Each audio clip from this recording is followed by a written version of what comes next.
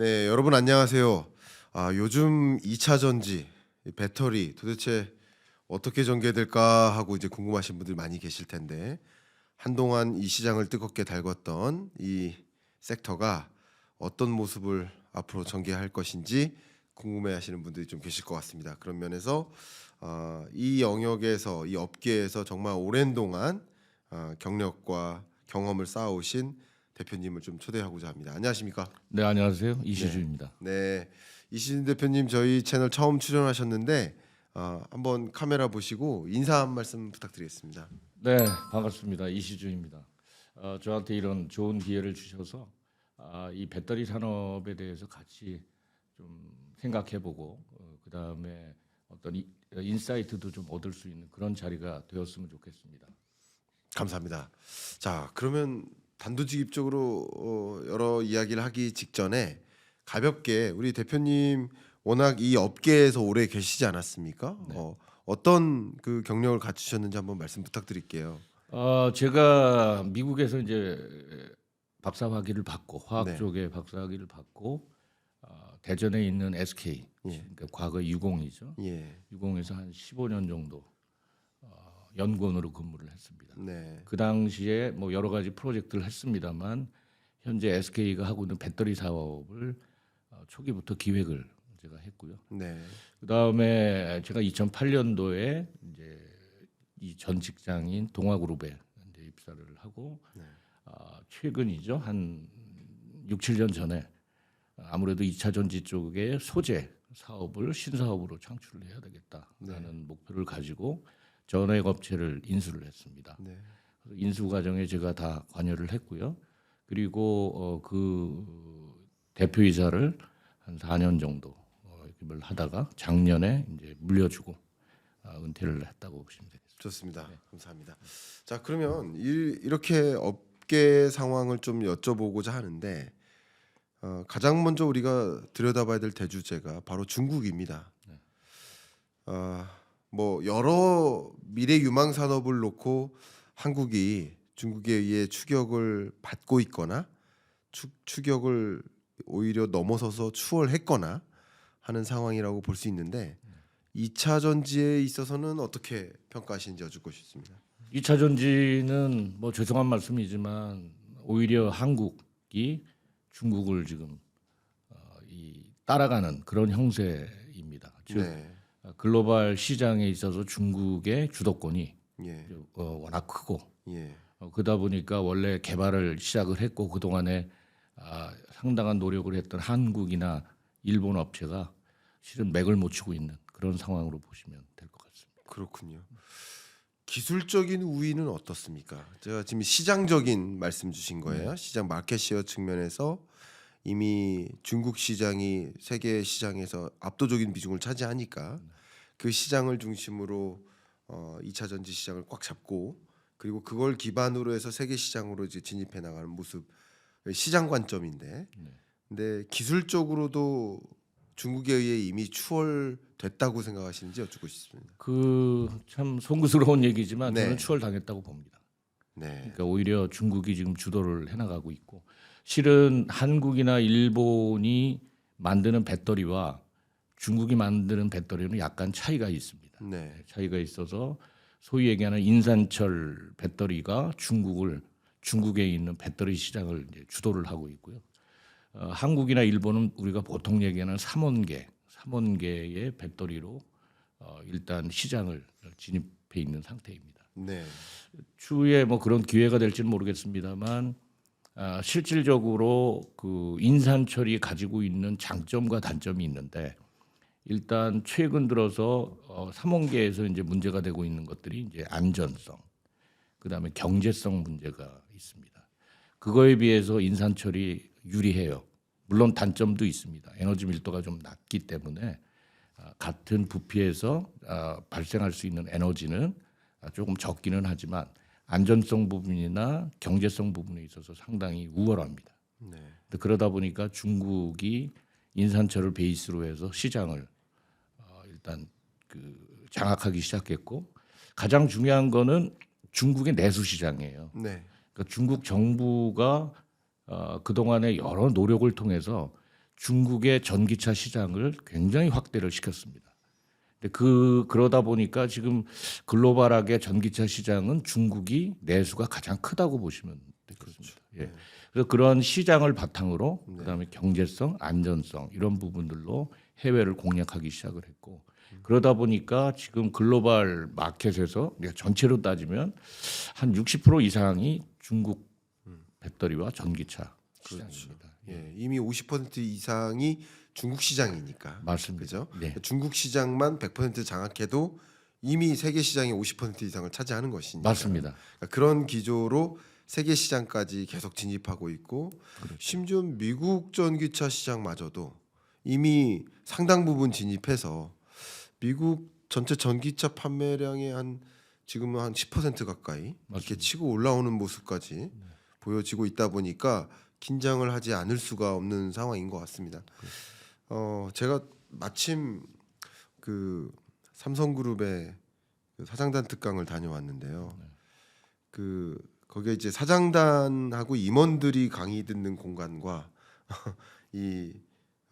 그 임원 아래 직원들이 강의 듣는 공간 좀 차이가 있습니다. 근데 이 이병철 회장님께서 만드신 호암관이라고 있는데 그 바닥재부터 진짜 너무 막 그 두근두근 할 만큼 그런 공간인데 저는 이제 강의장에 딱 들어서기 전에 놀랐어요.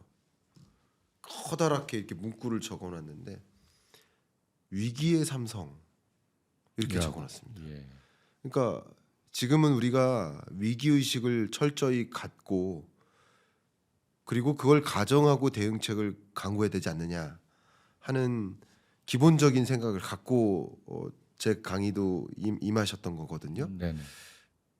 저는 말씀하신 것처럼 시장 관점에서 중국이 압도하고 기술적으로도 이미 한국을 압도하고 우월하고 있는데 이런 데 있어서 다른 거 말고요. 기술적 혹은 경영적 이런 거 말고 경영 전략적인 예를 들면 이제 리더십 네네. 혹은 정부의 정책적인 혹은 정치적 리더십 뭐든지 다 좋습니다. 경영 리더십이든 정책 리더십이든 정치 리더십이든 어떤 방향에 있어서 우리가 좀 문제가 있었다고 지적할 만한 것들도 있을까요? 네, 또 리더십의 한 분이셨지 않습니까? 네네. 예, 여쭤보겠습니다. 1차적으로는 제가 이제 책을 출간을 하면서 네, 쓰고 던지고 싶은 독자들한테 예. 던지고 싶은 메시지가 그 중에 하나가 그겁니다. 그러시군요. 사실은 우리 한국이 이 2차 전지 시장은 앞으로 반드시 가야 될 시장이거든요. 네. 에너지 관점에서 보면. 근데 그런 상황에서 봤었을 때 우리가 중국에 비해서 또는 이제 다른 지역에 비해서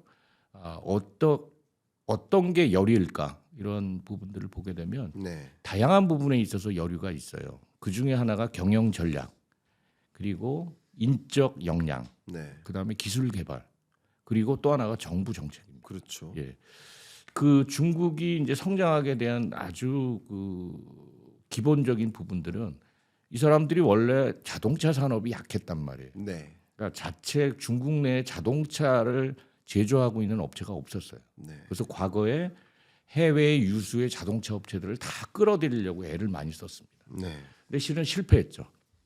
왜냐하면은 그게 이제 기술이고 노하우가 있기 때문에 그런 선진의 업체들이 그런 부분들을 내주기가 굉장히 힘들었을 겁니다. 네. 그러다 보니까 이제 이게 잘 안 되고 그러다 보니까 이쪽은 가고 싶은데 앞으로 그럼 미래의 어떤 방향이 어떻지라고 중국 정부는 고민을 했던 것 같아요. 네, 그게 하나가 신에너지 차량입니다. 네, NEV라고 부르는데요.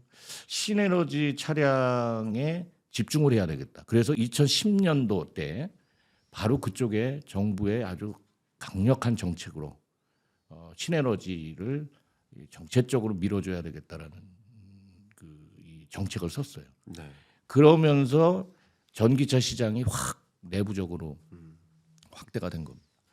한국은 지금 보면은 정책적으로 실은 지원에 대한 부분들이 없어요.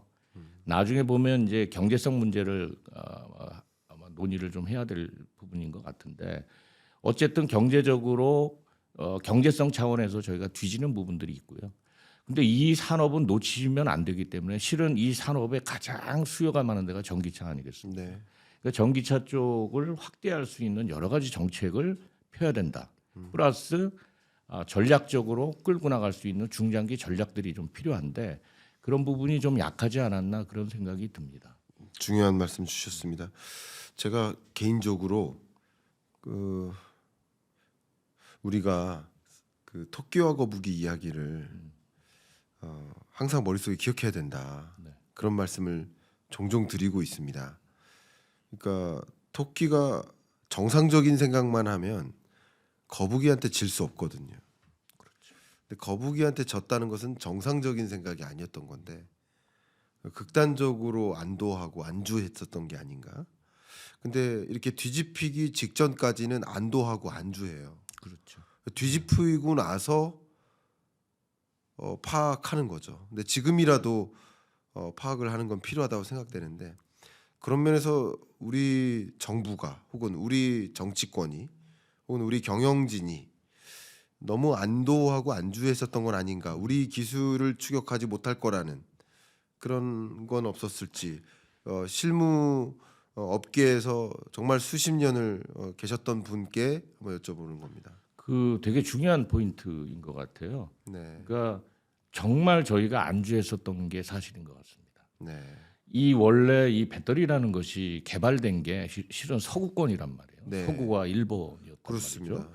근데 개발을 해서 초기에 그 적용할 때는 전기차 시장이 아니라 소형, 네.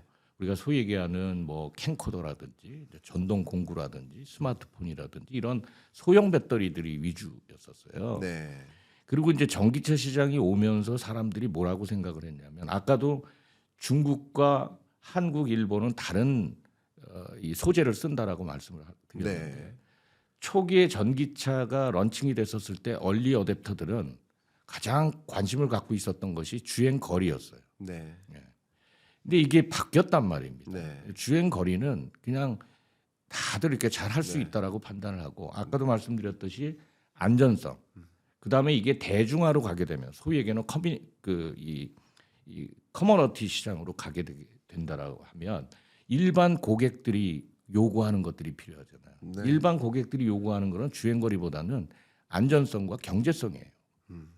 그러니까 가격이 싸야 된다라는 부분. 네. 그 다음에 이 불나는 거, 이 화재 나는 거 이런 부분들을 안전하게 갈 수 있는 배터리를 원했었던 거죠. 그러니까 리콰이어먼트 요구 수준이 바뀐 겁니다. 네. 근데 우리가 그거를 모르고 3원계를 고집했었던 이유는 실은 주행거리 때문에 그랬던 거예요. 그렇죠. 그래서 한 5, 6년 전만 해도 뭐 이 EV 시장 배터리의 전기차 시장은 뭐 젠 1, 젠 2 이런 식으로 주행 거리를 얼마나 늘리느냐에 컴피티션을 하기 시작했던 겁니다. 네. 근데 실은 그게 아니었거든요.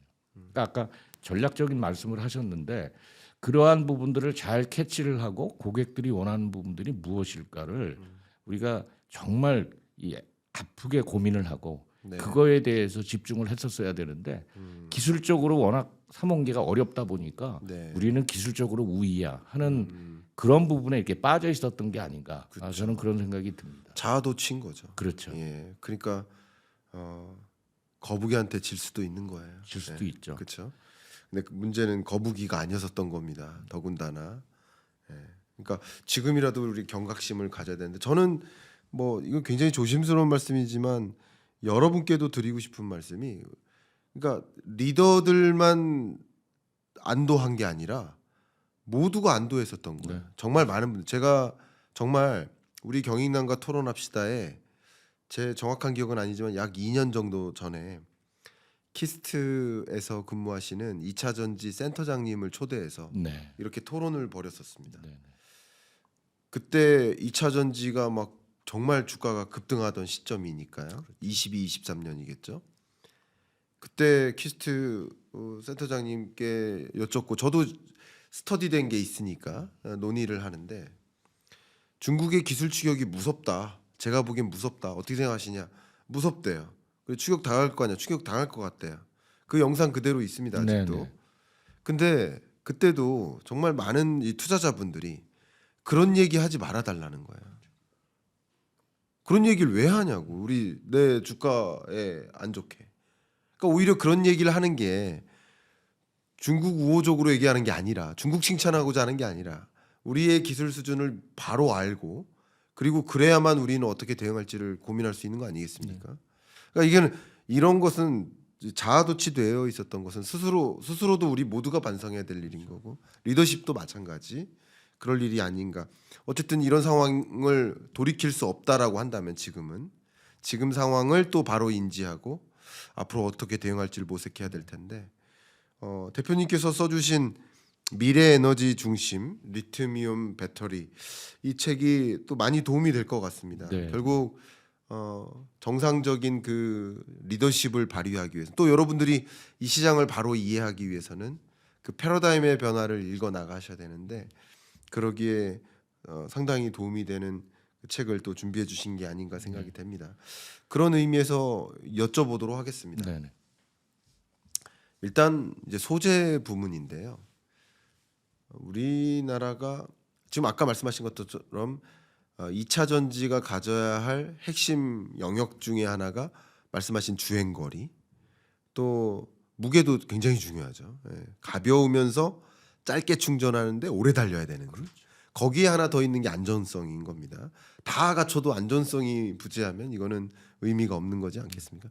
근데 말씀하셨던 대로 나머지 부분은 많이 쫓아왔는데 뭐 거의 차이가 없는데 안정성을 지켜 나가야 됩니다. 그런 관점에서 최근 들어서 전고체 배터리에 대해서 얘기가 많이 나오고 있거든요. 이 부분을 좀 설명해 주시면 좋겠습니다. 우리 시청자 여러분들께 전고체 배터리가 뭐예요? 예, 부탁드립니다. 그 전고체 배터리는 아주 간단합니다. 진짜 전체가 고체로 된 배터리다. 네. 그 전고체거든요. 지금 배터리를 만드는 특히 리튬이온 배터리에 리튬 이온을 양극에서 음극으로 왔다 갔다 하게 움직이게 만드는 것이 바로 전해액입니다. 네. 일렉트로라이트라고 부르는데 그 일렉트로라이트가 고체인 겁니다. 네. 그러니까 전체 유일하게 리튬이온 배터리가 가지고 있는 액상을 고체로 바꾼 거죠. 그러니까 실은 그 이온이라는 것이 이동을 하려면 매개체가 있어야 되는데 그거를 그 역할을 전해에게 해주는 겁니다. 그러니까 아무래도 이 액상이다 보니까 이온이 잘 움직이겠죠. 네. 그래서 지금의 이제 리튬이온 배터리가 만들어졌는데 세이프티 차원에서 안전성 차원에서 가장 이슈가 되는 것이 바로 그 전해액입니다. 전해액이 유기용매로 구성이 돼 있단 말이죠.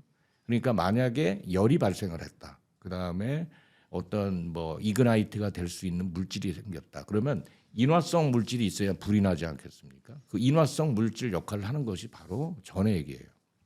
그러니까 이 전해액을 고체로 만든다면 아까 말씀드렸듯이 인화성 물체가 없어지니까 물질이 없어지니까 세이프하다. 네. 이게 이제 근본적인 이유입니다. 네. 그래서 전고체 얘기가 요새도 뭐 주가들이 하도 이렇게 왔다 갔다 하죠. 그 중에서 이제 이 전고체 소재를 하고 있는 분들이 그 기업들이 이제 상당히 각광을 받고 있는 그런 모습인데 만약에 이게 기술적으로 이 현재 리튬이온 배터리의 역할을 할 수 있다라고 하면 상당한 임팩트가 있겠죠. 네. 근데 이제 문제가 뭐냐면 아직까지는 그런 물질이 만들어지지 않았고 네. 유사한 물질이 만들어졌다라고 할지라도 이 경제성 문제가 생기는 거예요. 네. 이게 저한테도 많이 여쭤보시는 분들이 많아요. 전고체에 대해서. 네. 만들면 기가 막히다. 근데 이걸 기술적인 부분으로만 볼 수가 없거든요. 네. 이 실제적으로 시장이라는 것은 고객들이 살려는 사람들이 호주머니에서 돈을 빼서 사야 되는 부분들이니까 경제성 부분을 무시할 수가 없단 말입니다. 네. 근데 현재의 상황들을 아무리 개선이 돼서 양이 늘어난다라고 해도 제조원가는 많이 올라갈 거예요. 그렇습니다. 예, 그래서 상업적인 기술적인 측면에서는 반드시 우리가 도달해야 되는 부분들이 맞기는 하지만 아마 당분간은 경제성 측면에서 아마 당연하지 못할 거다라는 게 제 개인적인 사견입니다. 좋습니다. 예. 말씀 정말 감사합니다. 그러니까 기술적 우위에 있을 수 있고 어쨌든 지금은 우리가 돌파구가 차세대 배터리를 더 빨리 개발하는 거, 그렇죠? 그것을 통해서 이 판을 또 바꿀 수가 있겠는데 말씀하신 대로 상업적으로는 이 가격을 또 무시할 수 없기 때문에 그렇게 비싸게 만든 배터리를 활용하는 그렇게 비싼 전기차를 또 누가 사겠느냐 하는 주장이 있기 때문에 지금으로선 그것까지도 또 산을 넘어야 되는 과정에 있습니다.